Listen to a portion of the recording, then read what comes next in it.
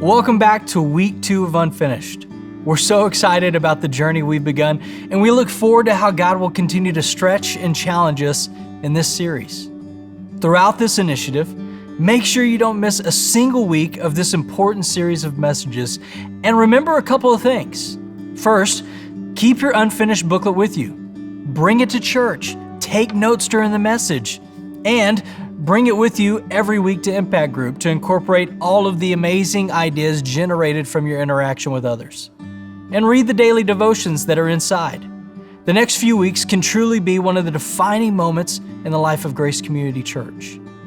Also, the next few weeks can be a defining moment for us as individual followers of Jesus. And I want to emphasize what Pastor Darren said from week 1, that our primary goal for Unfinished is 100% engagement. That means everyone who is part of Grace Community Church will be fully engaged in this initiative, that we are all in. No matter where you are in your spiritual journey, there's a next step for you. I also hope that each of us will prayerfully ask the question, where am I in the area of generosity? And what does God desire for my next step to be? Over the next few weeks, we're going to study characters in Scripture who are unfinished. We will look at how, in many ways, God stretched and challenged them. This session, we're going to spend some time with Abraham. He was chosen by God to lead an entire nation of God's people. That was God's call. Abraham finds himself entangled in the test of his life. God essentially asks, Abraham, do you trust me? How much faith do you have in me? You know what? That's the question facing you and me as we start this unfinished journey together.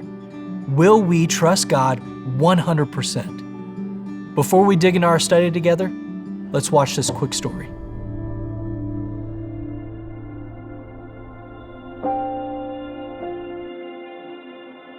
I came to know Jesus Christ when I was 8 years old. I know that's young. I continued on until high school. Then I put the Lord in the back seat and I took over. Big mistake, but I did. Got involved in drugs, hanging out with some people I probably shouldn't have been hanging out with. But I will have to say, during all this time, that I always felt Him still there with me. When I was 23, I got married.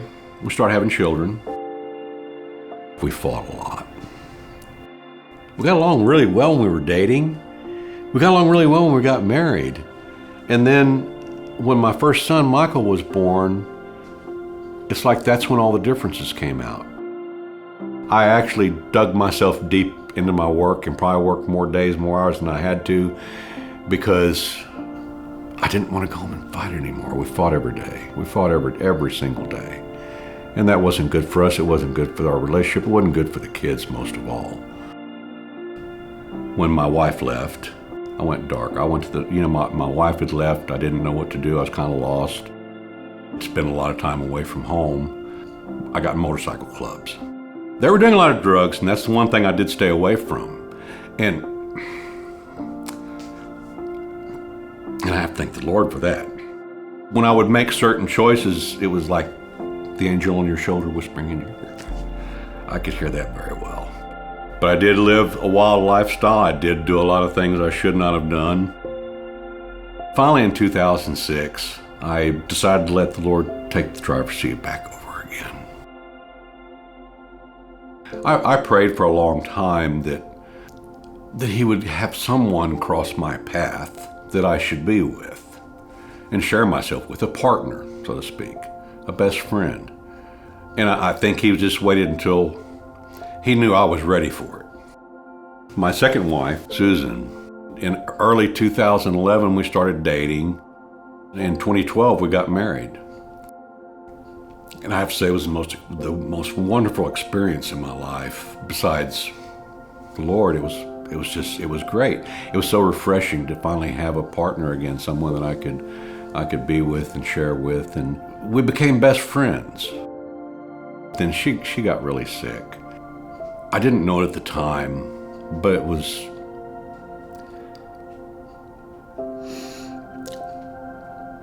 going to be life-ending. I spent the last 3.5 years taking care of her. If I'd not focused my relationship back with the Lord again, I don't know that I could have made it through that.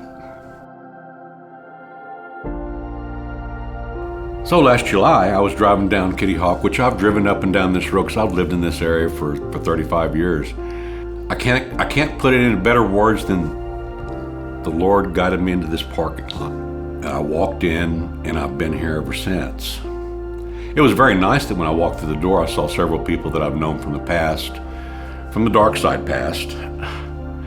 And these are all people that we used to go to the bars with and have fun with and go out and ride motorcycles with. And it was good to see them here.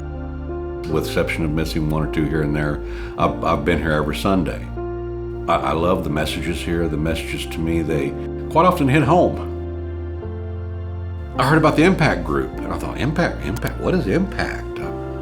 Okay, so I signed up. It's like a Sunday school, except it's a little bit more, it's at home, it's more laid back, it's more informal. But the Lord, you can still feel the presence of the Lord there with you, and I've really enjoyed that. When I hear the word unfinished, I think unfinished business here on earth and with us.